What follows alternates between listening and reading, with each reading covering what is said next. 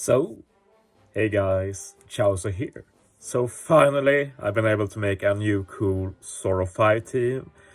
I've tried so many times, but it's just such a hard content, but finally it was possible thanks to an unlikely source in the Laboon ship, which is boosted. So while it's boosted, the big deal here is that it does 2 times HP, which is massive for this content because that 100k you need to have to survive just ruins so many potential teams. So when I was pointed this out by NitroSage that maybe we can make new sword teams, I was like, I'm going to make it possible, and I'm very happy with the results. We'll look at it in a bit, but as you see here, Battle 3, it's not listed here, but when you enter Battle 3, you take a 100k damage hit that goes through everything. So you need over 100k HP, but with Laboon ship, that's basically free. Laboon ship has some downsides though. For example, we can't run or reaction, which makes recovery beneficial, and you can remove paralysis final stage and such. But yeah, let's just take a look at the team, and in particular the support. V2 Fuji support on one unit. It gives us full board of matching orbs. He's on the Arena Mihawk. Komurasaki has Raizo to help remove bind. To note though, we have 2 turns of bind. This only removes 1 turn, so the question is, what about the other turn? You'll see a new strat I made for that.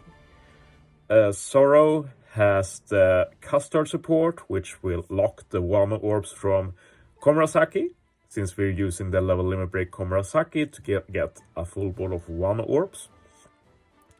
And Law has the Beppo and Gang support, and I'm sure many people hate to see it, but it is what it is.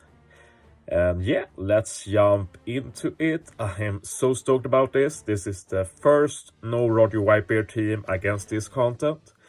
I'm pretty confident it was not intended to be able to be beaten without Roger Whitebeard, but yeah, it's always fun to be able to complete challenges like this. Unfortunately, this is not like a new very good team to build or strive for. It's mainly really a challenge team doing something that didn't look possible in the past. But yeah, I used Miyok super type right away just because of the recovery orbs that aren't beneficial. We also hit with Miyok first because we get that extra tap timing bonus by doing that. And yeah, we have to reset until we get 1 recovery orb here. It takes quite a few tries, but I got one here, and pretty good orb RNG too. So by doing this, I'm able to consume the recovery orb basically perfectly here. And that heals me up to full, so I don't take the bad variation when going into stage 3. And as I talked about earlier, we have the bind problem here. Raizo will remove 1 turn of bind, but there's 2 turns.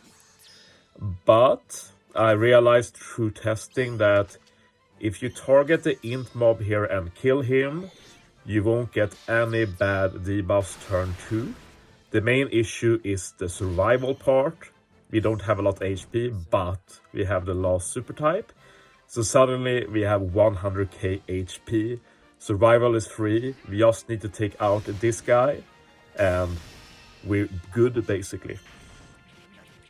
So yeah, new strat. I haven't seen that used before, so always fun to contribute something, even if the actual team isn't that great to strive for in terms of accessibility at least.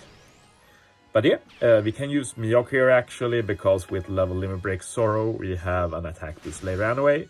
And this removes a lot of orb RNG from this stage, because killing this stage without any buffs in 1 turn, very rough. So yeah, I didn't realize at first I could use Mihawk there, so when I realized that, it was a huge sigh of relief, because it would have been an incredible orb RNG otherwise. But yeah, we're using Arena Mihawk here. Fuji lets us get a full board of Wano orbs from Komu. And when we keep using specials, we'll be able to use Mihawk again to remove the remaining death up. War boost from Law and the resilience so we survive. Zoro gives us the attack boost for next turn, as well as a color affinity this stage and next stage. And the Castor support, of course, will lock in these Wano orbs. And believe me, we wouldn't have enough damage without the Wano orbs. A lot of the damage you rely on usually for this content is from the Roger Whitebeard final tap. But yeah, now we just have the burst, and the damage is not free this stage, but yeah. Okay, it's pretty free, to be honest, at least with my investments. So, if only we didn't have the problem of the damage not being free final stage, it would be a pretty good team, to be honest.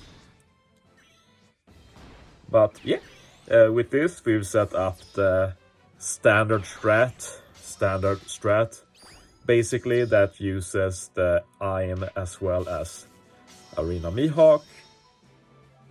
Together with the Beppo support, we remove every single defensive debuff. And we also have pretty good offensive buffs here. We have a high attack boost or boost color affinity. We will get a chain lock from Mihawk. And of course we have those Wano orbs that also add a lot of damage. So I can't describe how happy I am that this was able to do enough damage. It's very, very tight. So yeah. Just hit with Iron first because she's the weakest, and then order doesn't really matter because we have a chain lock. So yeah, barely squeaked through. That's such a relief. And with this, I feel pretty content with Zoro for now. I'll definitely try and make more teams as we get new in slashers, but I won't obsess in trying to find any team, basically. And I haven't been at this before, I kept it 0 stamina, but with this I felt like let's just take the rewards and let's focus on the upcoming Nami Grand Voyage instead. Only a few days left, so I was happy I was able to squeeze this in right before the new Grand Voyage. But yeah, let's end with the video by looking at the team again, and as you see, it has very high investments. Every unit is maxed except for the friend Captain Mihawk, but he is limit break expanded at least. But yeah, I was very happy with this team. Thanks for watching, guys. See you next time.